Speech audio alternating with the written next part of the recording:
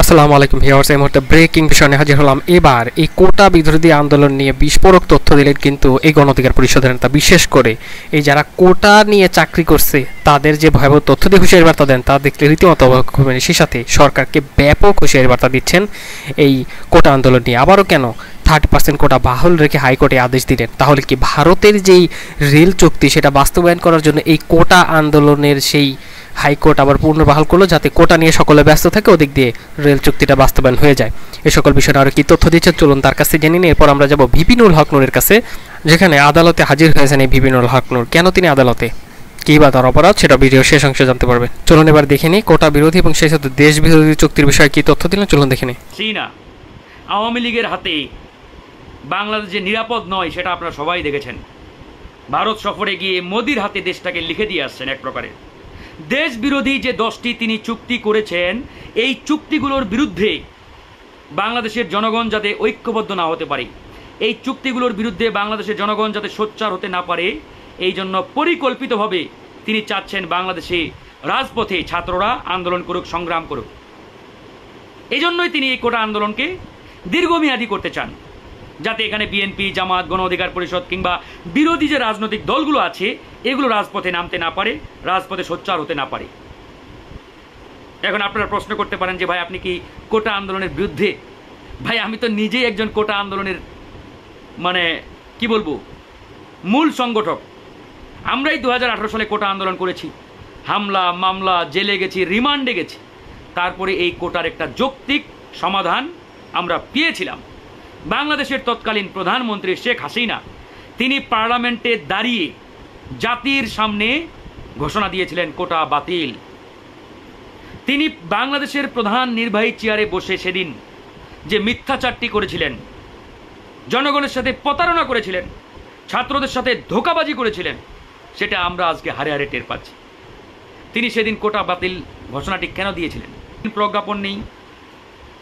আমরা চিন্তিত হয়ে গেলাম।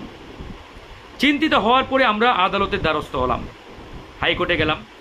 তখন হাইকোর্ট আমাদের পরিষ্কারভাবে জানিয়ে দিলেন যে এটি বাংলাদেশের নির্বাহী বডির কাজ, অর্থাৎ বাংলাদেশ সরকারের বিষয়। সরকার যে সিদ্ধান্ত দেবে বা সিদ্ধান্ত নেবে এটি চূড়ান্ত। এখানে আদালতের কোনো করার নেই, আদালতের কোনো এখতিয়ার নেই, আদালতের কোনো কাজও নেই। ভালো কথা, আমরা আদালতের কথাই সন্তুষ্ট হলাম যে আদালতের যেহেতু এখতিয়ার নেই বা আদালতের কিছু করার নেই, আমরা আর কিছু বললাম না, আমরা আদালত থেকে চলে আসলাম। তারপরে আমরা আবার প্রজ্ঞাপনের জন্য আন্দোলন শুরু করলাম। আবার আমাদের উপরে ছাত্রলীগকে লেলিয়ে দেওয়া হলো, আমাদের উপরে হামলা চালানো হলো, আমাদেরকে রক্তাক্ত করা হলো। তারপর এক পর্যায়ে সরকার বাধ্য হলো প্রজ্ঞাপন দিতে কোটা বাতিলের, তাও প্রথম এবং দ্বিতীয় শ্রেণীতে শুধুমাত্র কোটা বাতিল। কয়েক বছর চলল। তো হঠাৎ করে সেই একই আদালত 2024 সালে এসে কিভাবে সেই প্রজ্ঞাপন বাতিল করে কিংবা স্থগিত করে? বড় রহস্যজনক ঘটনা। তাও আবার কখন? দেখেন, যখন এই শেখ হাসিনা কয়েকদিন আগে দেশ বিরোধী 10টি চুক্তি ইন্ডিয়ার সাথে করে আসছে এবং এই চুক্তিগুলোর মাধ্যমে তিনি প্রকারান্তরে এই দেশটাকে ইন্ডিয়ার হাতে তুলে দিয়ে আসছেন। অনেকেই জানেন না ভাই এই চুক্তিগুলোতে কি কি আছে, খুবই ভয়াবহ, ডেঞ্জারাস, দেশের জন্য বিপজ্জনক। তিনি বলছেন রেল ট্রানজিট দিয়েছেন, এটা আসলে রেল ট্রানজিট নয়, এটা রেল করিডোর। আর আমরা সেই 50 বছর ধরে চিকেন নেক নামে একটা জায়গা আছে আমাদের উত্তরে, একদম বাংলাদেশের, মাত্র সম্ভবত কত 13 কিলোমিটার বোধ হয় জায়গা। সেই 13 কিলোমিটার জায়গাটি আমাদের যাওয়ার সুযোগ দিলে আমরা নেপাল, ভুটানের সাথে সরাসরি বাণিজ্য ব্যবসা করতে পারি, বাংলাদেশ লাভবান হতে পারি। সেই 12-13 কিলোমিটার জায়গা দেয় নাই। আর আমাদের বাংলাদেশের পেট ছিঁড়ে 400 কিলোমিটার পথ পাড়ি দিয়ে তারা এক প্রান্ত থেকে আরেক প্রান্তে যাবে। এটা কোনোভাবেই ট্রানজিট নয়, করিডোর। ট্রানজিট বলা হয় সেটাকে যখন আপনি আপনার নিজ দেশ থেকে আরেকটা দেশকে পাড়ি দিয়ে আরেকটা দেশে যাবেন। ভারত যদি বাংলাদেশের উপর দিয়ে মায়ানমারে যেতে চায় তাহলে সেটা হবে ট্রানজিট। ভারত যখন তার একটা এলাকা থেকে আরেকটা এলাকা, আরেকটা দেশের ভিতর দিয়ে যাবে, সেটা হচ্ছে করিডোর, নট ট্রানজিট। আমাদের 3 বিঘা করিডোরের কথা মনে আছে? 3 বিঘা করিডোর, তার মানে বাংলাদেশ তার বাংলাদেশের সীমানায় আরেকটা জায়গায় যাওয়ার জন্য 3 বিঘা মাত্র জায়গা কাছ থেকে নিয়েছিল। আমরা কিন্তু ওই 3 বিঘা করিডোর দিয়ে নেপাল ভুটানে যাই নাই, বাংলাদেশে গিয়েছি। ওটা জানেন পোষ্য কোটা, যেটা রেল এবং প্রাইমারি লেভেলে ব্যাপকভাবে প্রচলিত, ডেঞ্জারাস। আমাদের এই তরুণ মেধাবীরা এমনি এমনি খেপে নাই, তাদের রক্তে আগুন জ্বলছে, আগুন দাউ দাউ করে, সহ্য করতে পারছে না। ঘন্টা পরিশ্রম করে, পড়াশোনা করে, মাথার ঘাম পায়ে ফেলে স্টাডি করে কি লাভ? আর ওই জোচ্চোর লুটেরা বলবো এদেরকে আমি, এরা 2 দিনের বৈরাগী হয়ে পড়াশোনা না করে কোটায় চাকরি করে আরামা এসে লুটপাট করে যাচ্ছে। এদিকে হঠাৎ করে আদালতের বিপিনুল হক নূর তাকে তলব করা হয়েছিল, তো আদালতে এসে নিজেও হাজিরা দিয়েছেন এবং তার আইনজীবী কি তথ্য দিচ্ছেন চলুন তার কাছ থেকে শুনে নিই। দৃষ্টি আকৃষ্ট হয় সেই বক্তব্যে এবং জনাব নুরুল হক নূরের উপর রুল ইস্যু হয় কন্টেম্পটের, এবং মহামান্য আদালতের প্রতি, সুপ্রিম কোর্টের প্রতি অসামান্য শ্রদ্ধা জ্ঞাপন করে আদালতের নির্দেশনা অনুসারে তিনি সশরীরে হাজির হন এবং হাজির হওয়ার পরে গত 14ই ফেব্রুয়ারি তিনি লিখিতভাবে আদালতের কাছে ক্ষমা চান, আনকন্ডিশনাল অ্যাপোলজি চান।